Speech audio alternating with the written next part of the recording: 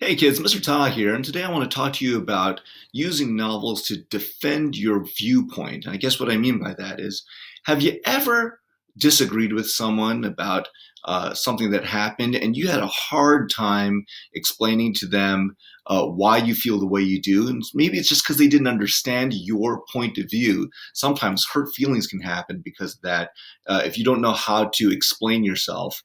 And so, the great thing about novels is that novels allow us to have strong opinions, strong feelings about events that happen and characters without actually having to take it personally. And it's a great way for us to practice how to express ourselves, especially when we disagree with other people or other characters, without ever having to worry about people taking it personally. Like I said, reading novels makes us better people. So today we are learning to debate a viewpoint about a book, provide evidence, and persuade others to agree if we're really successful at it. So we're going to talk about disagreeing respectfully, otherwise known as a debate. Now, a debate is not the same as a fight, and let's look at the differences. So a debate is logical. It's not emotional. No one needs to get hurt feelings by it, whereas fights can often be emotional and personal.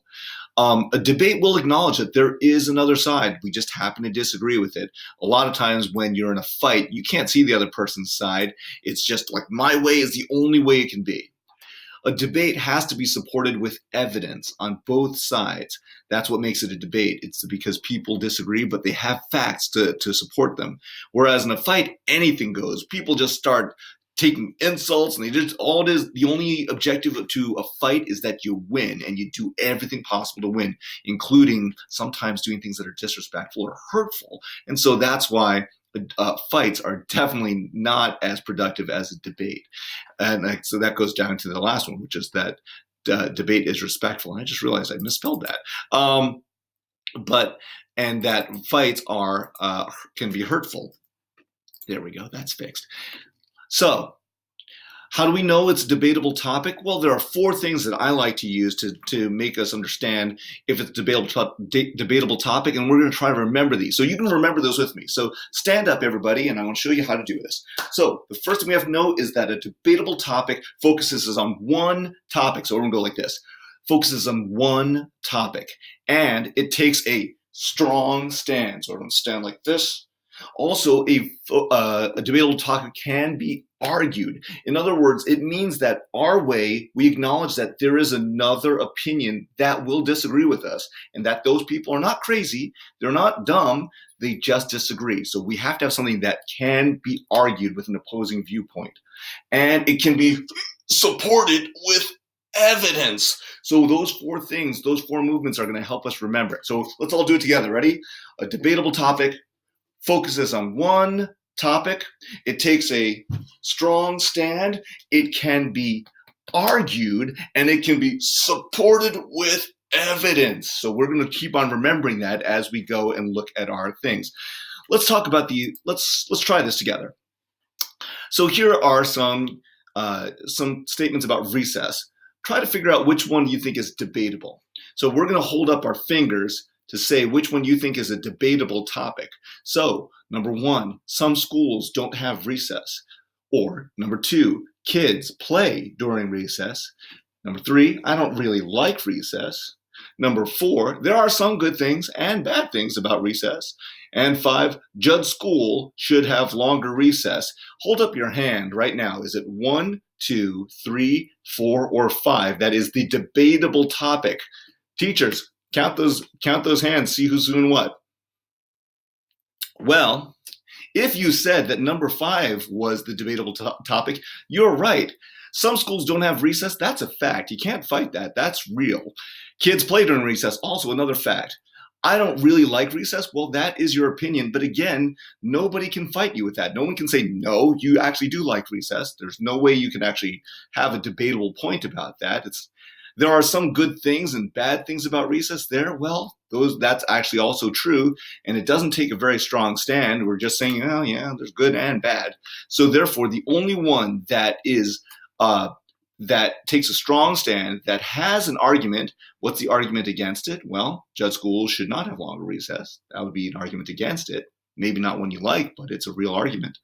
And then could you support it with evidence? Sure, you could. You could go and find out all the reasons why longer recess is a good thing, and then you state those reasons. And so that is actually the only one.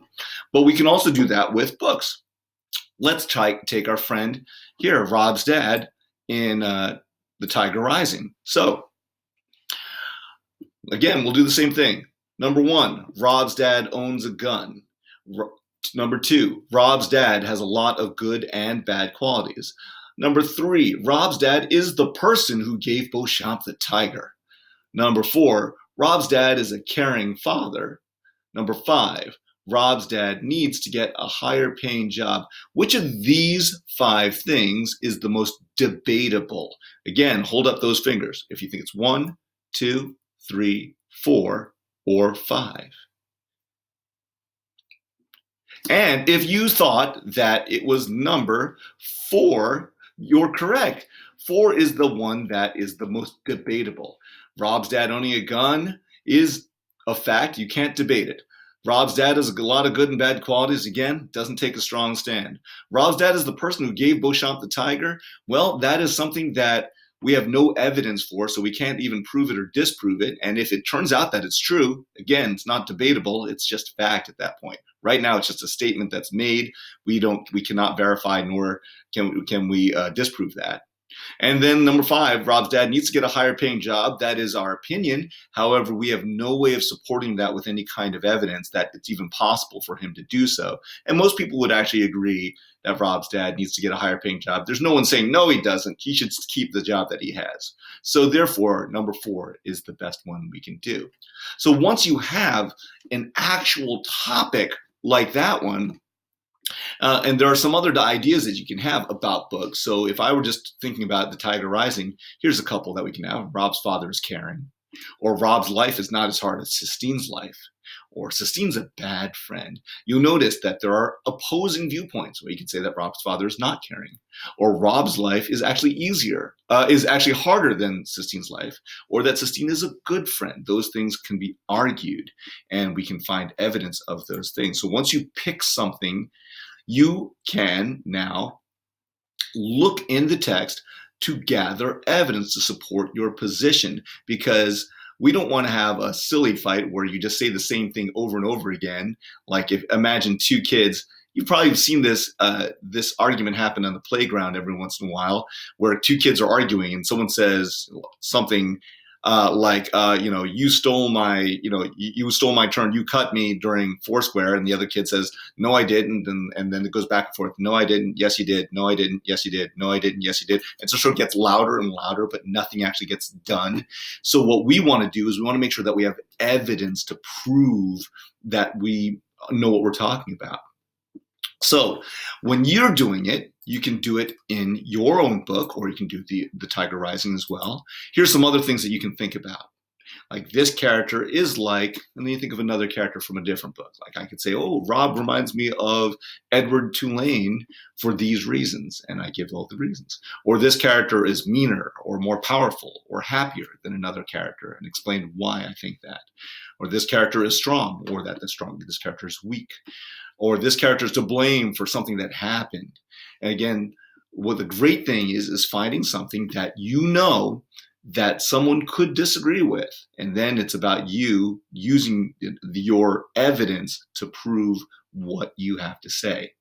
So how do we know it's a debatable topic? Let's remember that again. Let's see if you can remember all the movements. It focuses on one topic, and it takes a strong stand, and it can be argued, right? And it can be supported with evidence. So you go find that topic, and you take a strong stand that you can argue, and go find that evidence. Until next time, I'm Mr. Ta.